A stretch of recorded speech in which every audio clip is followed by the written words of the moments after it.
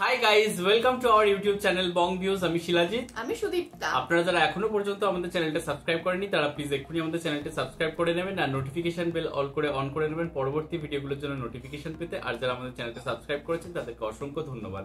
আর যারা ফেসবুক পেজে দেখছেন তারা অবশ্যই পেজটাকে ফলো করে যাবেন আর পছন্দ হলে অবশ্যই ভিডিওগুলোকে লাইকও করবেন। তো আজকে আমরা নিয়ে চলে এসেছি বাংলাদেশের একটু পলিটিক্যাল ভিডিও নিয়ে, বা জিও পলিটিক্যালও বলা যায় এটা, কারণ বাদ বাকি কিছু দেশের হচ্ছে জড়িত রয়েছে। তো ভিডিও টাইটেলটা অ্যাকচুয়ালি ভীষণ ইন্টারেস্টিং। সেটা হচ্ছে প্রথমে টাইটেলটা বলি, যেটা হচ্ছে বিতর্ক তৈরি করার অন্যতম দায়িত্ব ইন্ডিয়ান গভর্নমেন্টের। যাই হোক, আর হচ্ছে যেটা থাম্বনেলটা অ্যাকচুয়ালি ইন্টারেস্টিং, যেটার জন্য আমরা ভিডিওটা নিয়ে এসেছি। আগে আম পাঠায় তো ইন্ডিয়াতে, এখন আম পাঠাইছে করাচিতে। তো যাই হোক, আম নিয়ে যখন প্রসঙ্গ তখন তো দেখতেই হচ্ছে, আমের সিজনও চলছে। তো চলুন দেখে নিই হচ্ছে ভিডিওটা। এবং হ্যাঁ, চ্যানেল নেম হচ্ছে দেশ টিভি নিউজ। আর ভিডিওটা যদি কপিরাইট ক্লেমের জন্য ব্লক হয়ে যায় তাহলে সম্পূর্ণ ভিডিওটা আপনারা আমাদের ফেসবুক বা ইনস্টাগ্রাম পেজে পেয়ে যাবেন। আর ফেসবুক বা ইনস্টাগ্রাম পেজের লিংক আপনারা আমাদের ডেসক্রিপশন বক্সে ফার্স্ট পিন কমেন্ট থেকে পেয়ে যাবেন। তাহলে চলুন সবাই মিলে ভিডিও দেখা শুরু করি। বাংলাদেশের সঙ্গে আলোচনায় প্রস্তুত ভারতের পররাষ্ট্র দপ্তরের মুখপাত্র তিনি এমনটি জানিয়েছেন, অন্তর্বর্তী সরকারের সঙ্গে একদম শুরু থেকে আসলে ভারত সরকারের বা ভারতের যে সম্পর্কের দূরত্ব আমরা লক্ষ্য করেছি সেই দূরত্বকে ঘুচতে যাচ্ছে এবং বাংলাদেশের সঙ্গে বাণিজ্যের যে ঘাটতি আমদানি রপ্তানির ক্ষেত্রে সেটি বাংলাদেশ অনেক পিছিয়ে, তারা একটি বিধিনিষেধও তারা জারি করেছে। সেই জায়গায় কোনো পরিবর্তন হবে বলে মনে করেন? আপনাকে অনেক ধন্যবাদ ফখরুল, দেশ টিভির দর্শকদের শুভেচ্ছা এবং আমার সহ আলোচক সাংবাদিক সাইদুর রহমানকে অনেক ধন্যবাদ। আসলে যেটা হয়েছে যে এই সরকারটি আসার পরবর্তী সময়টাতে, যেহেতু বিগত যে সরকারটি ছিল সেই সরকারের মসনদে অবৈধভাবে থাকার পুরা প্রক্রিয়াতে ইন্ডিয়ান সরকার তাদের পররাষ্ট্র নীতি, আমি শব্দটা আবার ব্যবহার করেছি, পররাষ্ট্র নীতি, এই পররাষ্ট্র নীতিটা ভীষণ রকমের ভাবে আপনার পুরা সাউথ এশিয়ান যে বেল্ট আছে এই বেল্টেই কিন্তু এটা একটা প্রবলেমেটিক পররাষ্ট্র নীতি হিসেবে দেখা দিচ্ছে। এবং বাংলাদেশ যে কোনো অর্থে, আমি এই কথাটা অনেকবার বলেছি, প্রতিবেশী যে কোনো রাষ্ট্রের জন্য গুরুত্বপূর্ণ, কিন্তু আমাদের থেকেও বেশি গুরুত্বপূর্ণ হচ্ছে ইন্ডিয়ার জন্য বাংলাদেশ খুব গুরুত্বপূর্ণ। কারণ ইন্ডিয়ার রাজনৈতিক পরিসরে দেখেন আপনি, সে সার্বক্ষণিক ঐতিহাসিকভাবে তার দ্বন্দ্ব হচ্ছে পাকিস্তানের সাথে, এটা তার একটা বর্ডারল্যান্ড কাশ্মীর দিয়ে, তার দ্বন্দ্ব চীনের সাথে, এটা তার একটা বর্ডারল্যান্ড, মানে সকল দিক থেকে তার দ্বন্দ্ব। এখন মনে করেন ইন্ডিয়া অনেক বড় দেশ, অনেক মানুষ, এখন ওর যে আর্মি, বর্ডার ফোর্স, যাই বলেন না কেন, এখন এই যে দুটা বিগ, তার জন্য একটা কনস্ট্যান্ট সমস্যা পাকিস্তান এবং চীন। এই সমস্যা যদি সে সমাধান তো করতে পারবেন, এটা সমাধানযোগ্য সমস্যা না, এটা একটা অসমাধানযোগ্য সমস্যা। এর মধ্যে যদি তার আরেক বর্ডারল্যান্ডের এই ছোট্ট দেশ বাংলাদেশ, সেটা যদি তার নিয়ন্ত্রণাধীন না থাকে, তাহলে তাকে তো তার জিওগ্রাফিক্যালি আপনি দেখবেন তার চারপাশ হচ্ছে শত্রুময় হয়ে গেছে। কাজেই ইন্ডিয়ার জন্য এটা খুব গুরুত্বপূর্ণ, বাংলাদেশের জিও পলিটিক্যাল লোকেশন থেকে শুরু করে বাংলাদেশ তার জন্য গুরুত্বপূর্ণ। কারণ সে কোনো রাষ্ট্র আড়াই হাতের শত্রুতা নিয়ে, ওই যে আমাদের দাবার চালে ঘোড়া যেমন আড়াই চাল চালে, আড়াই হাতের শত্রু নিয়ে সেই রাষ্ট্রের জন্য মুভ করাটা অনেক কঠিন। ঠিক আছে, এবার আপনি বাজারে আসেন, ইন্ডিয়ান বাজারে আপনি যদি যান দেখবেন যে এই যে ধূমপান থেকে শুরু করে নর্মাল ইস্যুতেও আপনার ওরা ওদের লোকাল প্রোডাক্টের মার্কেট করে। ইন্ডিয়ান বাজার কিন্তু চাইনিজ মার্কেট দখল করতে পারে নাই। ইন্ডিয়ান যে বাজার, অভ্যন্তরীণ বাজার, সেটি কিন্তু চাইনিজ মার্কেট দখল করতে পারে নাই। কিন্তু বাংলাদেশ ঠিকই, বাংলাদেশের গল্পটা হচ্ছে এখান থেকে একটু ডিফারেন্ট। এখন ঘটনা হচ্ছে বিগত 15 বছরের আগেও আপনার 2014 সুজাতা সিং, 2018 যে ঘটনা, রাতের ভোট হওয়া, দিনের ভোটটা রাতে হয়ে যাওয়া, 2024 আমি বাদই দিলাম, কারণ এটা আসলে কিছু হয়নি। এটা যখন হয়েছে তখন আমরা জানি যে এটা আসলে ভেরি মিনিংলেস। এই বিষয়গুলা বাংলাদেশের জনগণের সাথে, রাষ্ট্র ব্যবস্থার সাথে ইন্ডিয়ান একটা হস্তক্ষেপ স্পষ্টত দেখা যায়। এরপরে যেটা হয়েছে যে যেহেতু আওয়ামী লীগ সরকার, দেখেন আওয়ামী লীগ সরকার যেহেতু ইন্ডিয়ান সরকারকে বোঝাতে সক্ষম হয়েছে যে তিনি ছাড়া আর কোনো গতি নাই, সে কারণে সারাক্ষণ সার্বক্ষণিকভাবে ইন্ডিয়ান গভর্নমেন্ট, এই গভর্নমেন্টটা আসার পরে একটা রিজিডিটি নিয়ে রেখেছে। এবং সেটা নিয়ে ইন্ডিয়ান মিডিয়ার এমন সব এহেন গুজব না সত্য, পোস্ট-ট্রুথ বলি আমরা একাডেমিক ভাষায়, মানে কোনটা যে সত্য এটা আপনি বুঝবেন না, এমন কিছু দেখানো বাদ রাখে নাই। দেখাতে দেখাতে কয়েকদিন আগে দেখলাম ম্যাঙ্গো ডিপ্লোমেসি, ইন্ডিয়ান একদম গুরুত্বপূর্ণ টিভিতে বলছে, হ্যাঁ, ইন্ডিয়ান টুডের মতো একটা জায়গাতে, মানে খুব গুরুত্বপূর্ণ সংবাদ মাধ্যম, কোনো ওই যে ময়ূখ সংবাদ মাধ্যম না, হ্যাঁ, সেখানে বলছে ম্যাঙ্গো ডিপ্লোমেসি। ম্যাঙ্গো ডিপ্লোমেসি কি? আগে আম পাঠাইতো ইন্ডিয়ান গভর্নমেন্টকে, এখন আম পাঠাইছে করাচিতে, এটাতেও তারা মাইন্ড করেছে, মানে তারা ডিপ্লোমেসিটা ম্যাঙ্গো। তো ওনারা ভুলে গেছে আমরা ম্যাঙ্গো ডিপ্লোমেসি করেছি, আমরা তো ইলিশ ডিপ্লোমেসিও করেছি। আপনি ভুলে যাবেন না, ইলিশ কিন্তু ঠিকই পাঠানো হয়েছে, ইলিশ নিয়ে কিন্তু বহুত কাহিনী হয়ে তারপর ঠিকই ইলিশ পাঠানো হয়েছে। এখন কথা হচ্ছে এই পাঠানো না পাঠানোতে কিছুই যায় আসে না। ইন্ডিয়ান গভর্নমেন্ট ডেফিনেটলি এই গভর্নমেন্টের সাথে, কেন বাংলাদেশের যেই গভর্নমেন্ট আসবে, আমি এটা একজন নিবিজ্ঞান হিসেবে বলছি, তাকে বাংলাদেশের সাথে সম্পর্ক রাখতে হবে তার নিজের স্বার্থে। এটা হচ্ছে প্রথম ফার্স্ট টেক। দ্বিতীয় টেক, এখন ইন্ডিয়ান গভর্নমেন্ট ডেফিনেটলি বসতে যাবে, কারণ আপনি যে ভোট করবেন, নির্বাচন করবেন, আমি আপনাকে হাইপোথেটিক্যালি কথাটা বলছি, তিনি শুধু বাংলাদেশ না বিভিন্ন জায়গাতে এটাই এখন দাবি করবে যে আপনার এই ইলেকশন ইনক্লুসিভ ইলেকশন হবে না যখন আপনি আওয়ামী লীগের মতো একটি পার্টিকে ইলেকশন করতে দিবেন না। কারণ আপনি আওয়ামী লীগকে ইলেকশন করতে দিবেন না, এটা কোথাও লেখা নেই, এটা কেউ বলে নাই, এটা ইন্ডিয়ান গভর্নমেন্ট বলবে। ইন্ডিয়ান গভর্নমেন্ট এটা প্রপোজ করবে এবং এইটাকে বলবে by the name of inclusivity, এবং এটা সত্য। আমি যদি পলিটিক্যাল অ্যানালিস্ট হিসেবেও দেখি, আপনার বাংলাদেশে আওয়ামী লীগের কার্যক্রম নিষিদ্ধ করা হয়েছে, বাংলাদেশের আওয়ামী লীগের নির্বাচন বা দল হিসেবে তাকে নিষিদ্ধ করা হয়নি। এখন আপনি যেই ইলেকশনই করবেন, সেই ইলেকশন প্রশ্নবিদ্ধ হবে যখন আপনি এরকম কোনো গুরুত্বপূর্ণ দলের পার্টিসিপেশনকে যখন আপনি রোধ করবেন, সেটা নিয়ে আপনার বিতর্ক তৈরি হবে। এই বিতর্ক তৈরি করার অন্যতম দায়িত্ব ইন্ডিয়ান গভর্নমেন্টের। আপনি বলতে চাচ্ছেন যে এই বৈঠক করতে চাচ্ছে, এটা শুধু আওয়ামী লীগের জন্য?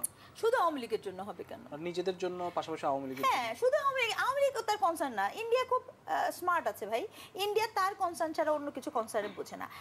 আপনি ইতিহাস পড়েছি 1971 সালে যে ইন্ডিয়ার আমাদের অনেক বন্ধু, ডেফিনেটলি আমাদের মুক্তিযুদ্ধে সে সাহায্য করেছে, কিন্তু এখানে ইন্ডিয়ান পুরা ওই যে বই আছে, এখানে লেখা আছে যে হিস্ট্রিতে ইন্ডিয়ান পার্লামেন্টে ইন্দিরা গান্ধীকে বলা যায় এটা হচ্ছে হিস্টোরিক্যাল সুযোগ, যেখানে আমি এখন যদি আমরা সাহায্য না করি তাহলে আমাদের সমস্যাতে, এটা ইন্ডিয়ান স্বার্থ, আমাদের সুবিধা হয়েছে। তো ইন্ডিয়া আসলে ইন্ডিয়ার স্বার্থের বাইরে কিছু করবে না। সো আওয়ামী লীগের নির্বাচন, এতে বাংলাদেশের আসলে লাভের জায়গা কতটা ঘটবে বলে মনে করেন? বাংলাদেশের লাভের জায়গা কি, মানে অলাভের জায়গা, এই প্রশ্নটা আসলে আমার কাছে পরিষ্কার না। বাণিজ্যের যে ঘাটতি, তারপর বাংলাদেশের যে সুযোগ সুবিধার জায়গাগুলো, গত 16 বছর ধরে সম্পর্কটা মানে যেভাবে মেনটেন করা হয়েছিল, সেটি মানে জনগণের সঙ্গে যে সম্পর্ক, এটি প্রতিস্থাপন হবে কি? জনগণের সাথে কি সম্পর্ক ছিল নাকি সেই জায়গায় কোনো পরিবর্তন হবে কি? সেই জায়গায় পরিবর্তনটা আনতে হবে, এইটা ইন্ডিয়ান গভর্নমেন্ট বুঝতে পেরেছে। আমি কি বুঝাতে পেরেছি? এবং সে এখন শুধু এই নির্বাচন না, আমি আবারও বলি, বাংলাদেশে যদি জামাত ইসলাম আসে, বাংলাদেশে যদি ইসলামী শাসনতন্ত্র ক্ষমতায় আসে জনগণের ভোটে, ইন্ডিয়া তাদের সাথেও সম্পর্ক করবে, এবং এখানে যে থাকবে সেও ইন্ডিয়ার সাথে সম্পর্ক করবে। বিকজ ওই মসনদের টিকে থাকার প্রক্রিয়াটাই হয়ে গেছে ডিপেন্ডেন্সির উপরে নির্ভরশীল। এই ডিপেন্ডেন্সি থেকে কেউ বের হতে পারবে না। মানুষ অনেক বড় বড় কথা বলে, কিন্তু বাস্তবতাটা হচ্ছে আপনি এমন একটা পলিটিক্যাল ট্র্যাপের মধ্যে আটকা পড়েছেন যেখানে আপনার কোনো না কোনোভাবে সে ইন্টারভিন করে। এবং এটা সত্যি, এই আলাপটাকে আপনি এক সাইডে রেখে যদি আরেকটা নির্বাচনের আলাপ করেন, তাহলে আমি একটা ডিফারেন্ট কথা বলবো আপনাকে। নির্বাচনের আলাপে আমি তুমি ডামি সমস্যাজনক, 2014 অনির্বাচিত সরকার সমস্যাজনক, 2018 আপনার সমস্যাজনক, নির্বাচন করেও আপনি আমাকে ভোট দিতে দেন নাই, সমস্যাজনক। ঠিক একইভাবে এটা খুব গুরুত্বপূর্ণ, আপনি কি বলে নির্বাচন নিয়ে যদি আলাপ করবেন, কি বলে আপনি আওয়ামী লীগের প্রার্থীতা, মানে যারা প্রার্থী হতে চান, যদি হতে চান, তাদেরকে না করবেন কি বলে, কি আছে, মানে কোন আইন বলে আপনি না করবেন। এবং যদি এটা না করেন আপনি বলতে পারেন, আমি কিন্তু আবার বলছি এর মানে আমাদের সমস্যা কি, এর মানে কিন্তু এটা না যে আমি আওয়ামী লীগের সমর্থন করি, আমি বলছি যে এই সমস্যাগুলোকে অ্যাড্রেস করাটা জরুরি। তো থাম্বনেলটা যেরকম ছিল তো অ্যাকচুয়ালি ভেবেছিলাম যে ইনি হয়তো সেটা নিয়ে আলোচনা করছেন, বাট না, অ্যাকচুয়ালি এখানেও হচ্ছে আমাদেরই ইন্ডিয়ান মিডিয়া হাউসের একটা স্টেটমেন্টকে এখানে দেখানো হয়েছে এবং সেটার ওপরে কিন্তু এখানে অ্যাকচুয়ালি ভিউজ নেওয়া হয়েছে। স্টেটমেন্টটা কিন্তু কোথাও কোথাও গিয়ে আমাদের স্টেটমেন্ট। তো যাই হোক, আর হচ্ছে এখানে আর কি যিনি মেনলি আর কি সমস্ত কিছু ব্যাখ্যা বিশ্লেষণ করলেন এবং তিনি এটা বোঝাতে চাইলেন যে আমাদের জন্য বাংলাদেশ কতটা ইম্পর্টেন্ট, সেটা জিও পলিটিক্যালি হোক, সেটা বিজনেসের দিক থেকে হোক, সেটা যে কোনো অ্যাসপেক্ট থেকে হোক না কেন, কারণ আমরা হচ্ছে শত্রু দেশ দিয়ে ঘেরা, তো বাংলাদেশকে আমরা শত্রু বানাতে চাই না এবং কোথাও গিয়ে বাংলাদেশের মুক্তিযুদ্ধতে আমাদের স্বার্থ ছিল, আমরা আমাদের স্বার্থ ছাড়া কিছু দেখিনি এবং আমরা চাইবো বাংলাদেশে যে সরকারই আসুক না কেন আমরা তাকে হাতে রাখার চেষ্টা করব এবং বাংলাদেশের আমাদের গতি নেই। তো যাই হোক, এটাই হচ্ছে আমার বক্তব্য।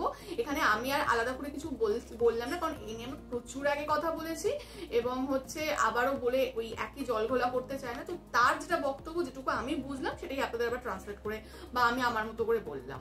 এবং আরেকটা জিনিস হচ্ছে যে এত বছর ধরে যেহেতু ইন্ডিয়া কোথাও গিয়ে বাংলাদেশকে মানে এখানে তার কথা শুনে যেটা মনে হলো যে ডমিনেট করেছে, তো সেটা কোথাও গিয়ে ইন্ডিয়ার কোথাও গিয়ে একটা পররাষ্ট্র নীতির জয়। এবং যদি এরকম একটা বড় রাষ্ট্র থাকে এবং তার পাশে যদি কোনো ছোট ছোট রাষ্ট্র থাকে, তো কোথাও গিয়ে বড় রাষ্ট্র তাকে ডমিনেট করার চেষ্টা করে এবং সে যদি অর্থনৈতিকভাবে আরো বেশি স্ট্রং হয় তাহলে সেক্ষেত্রে আরো বেশি হয়ে যায় বিষয়টা। তো সেই জিনিসটাই হয়তো হয়েছে এবং আমরা আগেও কিছু ভিডিও দিয়েছি এবং আবারও বলছি সেই একই জিনিস, সেটা নির্বাচন থেকে শুরু করে পররাষ্ট্র নীতি থেকে শুরু করে বা যেখানে মানে কথা মানে বলে যে চুক্তিগুলো হয় মানে ডিল করার যে ব্যাপারটা, সেখানে যদি ইন্ডিয়া এগিয়ে থাকে তাহলে এটা হচ্ছে তাদের জয়, বাট এটা কোথাও গিয়ে বাংলাদেশের ব্যর্থতা। তো এই ব্যর্থতা আপনারা যত তাড়াতাড়ি ঘোচাতে পারবেন বা আপনারা যতটা নিজেদের পররাষ্ট্র নীতিকে স্ট্রং করতে পারবেন সেটা হয়তো আপনাদের নিজেদের দেশের জন্যই ভালো এবং ইন্ডিয়ার সাথে তখন নেগোশিয়েট করতেও আপনাদের সুবিধা হবে। সেটা যদি আপনারা আর্থিক দিক থেকে সচ্ছল হতে পারেন তো সেই জিনিসটা আরো বেশি এগিয়ে যাবে।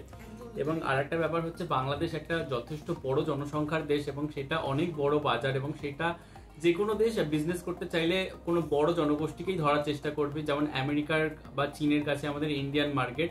তো এটা তো আমরা বাংলাদেশি জনসংখ্যাকে অস্বীকার করতে পারি না এবং ভারত বা যে কোনো দেশই হোক না কেন বা যে কোনো বড় শক্তিধর রাষ্ট্র তাদের নিজের স্বার্থ ছেড়ে কিন্তু অন্য স্বার্থ দেখবে না এবং আগে নিজের ঘর বাঁচলে তারপরে পর। আর সব থেকে বড় কথা এখানে আমি তো বুঝি না, যখনই ইন্ডিয়া বাংলাদেশের প্রসঙ্গ আসে সমস্ত কিছু ইন্ডিয়ার ওপর বলা হয় যে ইন্ডিয়ারা নিজের স্বার্থ দেখে, ইন্ডিয়ারা সবকিছু স্বার্থের জন্য করেছে, তারা স্বার্থ দেবে ইত্যাদি ইত্যাদি। একটা জিনিস মানে খুব পরিষ্কার করে বলুন যে স্বার্থ কে দেখে না? যার সামান্য একটা মুদিখানার দোকান, যে সামান্য একটা ব্যবসায়ী, তারও কিন্তু হচ্ছে সব থেকে মানে মেইন লক্ষ্য থাকে প্রফিট ম্যাক্সিমাইজেশন। এবং আমরা যদি মানে থিওরিও পড়ি, থিওরিটিক্যালিও যাই, তো আমরা যদি অগাস্ট লসের থিওরি দেখি বা যে কোনো কিছু থিওরি দেখি, আমরা যদি ওয়েবারের থিওরি দেখি, সব কিছুতেই কিন্তু প্রফিটটাকে চূড়ান্ত দেখা হয়। তো ডেফিনেটলি হচ্ছে এটা তো কোথাও একটা বৃহত্তর অর্থে বিজনেসই বলা যায়, ঠিক আছে? এবং সেখানে হচ্ছে এবং এই বিজনেসের মধ্যে অনেক ছোট ছোট ছোট ছোট বিজনেস আছে বা ছোট ছোট বিভিন্ন অ্যাসপেক্ট আছে, বাট আলটিমেটলি আমার দেশকে আমি কতটা এগিয়ে নিতে পারবো এবং কতটা হচ্ছে মুনাফাতে থাকবো, এটাই হচ্ছে সব থেকে মানে বড় লক্ষ্য। এবং আমাদের দেশে জনগণ কতটা ভালো থাকবে এবং প্রত্যেকটা দেশই সেটাই করছে। আপনাদের দেশে আপনারাও তাই করছেন, আপনার আশেপাশের মানুষ তাই করছে, মিডিয়া হাউসও তাই করছে, যিনি বক্তব্যটা পেশ করছেন তিনিও তাই করছেন, পলিটিক্যাল লিডার্সরাও তাই করছে। সবারই কিন্তু অন্তিম লক্ষ্য নিজের ভালো থাকা, নিজের ভালো হওয়া। তো এবং ইন্ডিয়াও সেটাই করছে এবং এটাই করা সব থেকে স্বাভাবিক ব্যাপার। তো এটা নিয়ে এত কথা উঠছে কেন? আমি যদি অন্যের ডমিনেন্সটাকে প্রতিরোধ করতে না পারি, আমার ব্যর্থতা। সে শক্তিশালী এবং যেখানে জিওপলিটিক্যাল ব্যাপারটাই এরকম, তো সে ডমিনেট করবেই। যেমন আমেরিকা পুরো বিশ্ব চালায় বা যত বড় বড় অর্গানাইজেশন রয়েছে তারা একদম হচ্ছে মানে উন্নত দেশ, কোথাও গিয়ে তাদের শেয়ার বা তাদের সেই ডমিনেন্সটা সব থেকে বেশি। তো ছোট ছোট দেশগুলো কিন্তু তাদেরকে বলতে যায় না, কিন্তু অথচ রিসেন্টলি যেটা চীনও করছে যে তারা কোথাও গিয়ে এতই অর্থনৈতিকভাবে সক্ষম হয়েছে, তারা অন্য দেশদেরকে বা যারা উন্নয়নশীল দেশ বা গরিব দেশ তাদেরকে কোথাও গিয়ে ঋণ দিচ্ছে এবং যারা তোমাকে দেবে তো তুমি তাদের প্রতি কোথাও গিয়ে একটু অনুগত তো থাকবেই, তো এটা তো খুব নর্মাল বিষয়। একদমই তাই। তো এটা মানে এই জিনিসটাকে এইভাবে না দেখে আমার মনে হয়, এবং ইন্ডিয়াও কিন্তু প্রথম কথা হচ্ছে সেও কিন্তু একদিন এরকম হয়ে যায়নি, তারাও কিন্তু আপনাদের মতোই হচ্ছে ইংরেজদেরই উপনিবেশ ছিল, তারাও কিন্তু মানে পাকিস্তান আর ইন্ডিয়া তো একই সময় স্বাধীনতা অর্জন করেছে, কিন্তু ইন্ডিয়া এবং সেই সময় দাঁড়িয়ে কোথাও গিয়ে আপনাদের পাকিস্তানের জিডিপি বা পাকিস্তানের অর্থনৈতিক মানে যে উন্নয়ন সেটা কিন্তু ইন্ডিয়ার থেকে গ্রোথ রেট অনুযায়ী অনেক বেশি ছিল। সেটা আপনাদের পশ্চিম পাকিস্তান পূর্ব পাকিস্তানকে অবহেলা করেছে, সেই ব্যাপারটা আলাদা, বাট আপনারা কিন্তু ছিলেন পাকিস্তানি তখন। একদমই তাই। তো এই যে 75 বছর আমাদের স্বাধীনতা মোরাললেস, তো এই সময়টার মধ্যে আমরা আমাদেরকে সেই জায়গায় দাঁড় করিয়েছি যে আমরা টেকনোলজিক্যালি আমরা সমস্ত অ্যাসপেক্ট থেকে, বিজনেস বলুন, ইকোনমি বলুন, সমস্ত দিক থেকে একটা মানে কি বলবো মানে মানে বিশ্বের আর 5টা দেশের মধ্যে আমরা অন্যতম একটা জায়গায় এসে পৌঁছেছি। তো সেটা কিন্তু কোথাও গিয়ে আমাদের ক্রেডিবিলিটি, আমাদের হচ্ছে ক্রিটিক্যাল থিঙ্কিং, আমাদের বুদ্ধিমত্তাকে কাজে লাগানো, এবং আমাদের হচ্ছে সমস্ত কিছু হচ্ছে মানে আমাদের ডিপ্লোমেসি।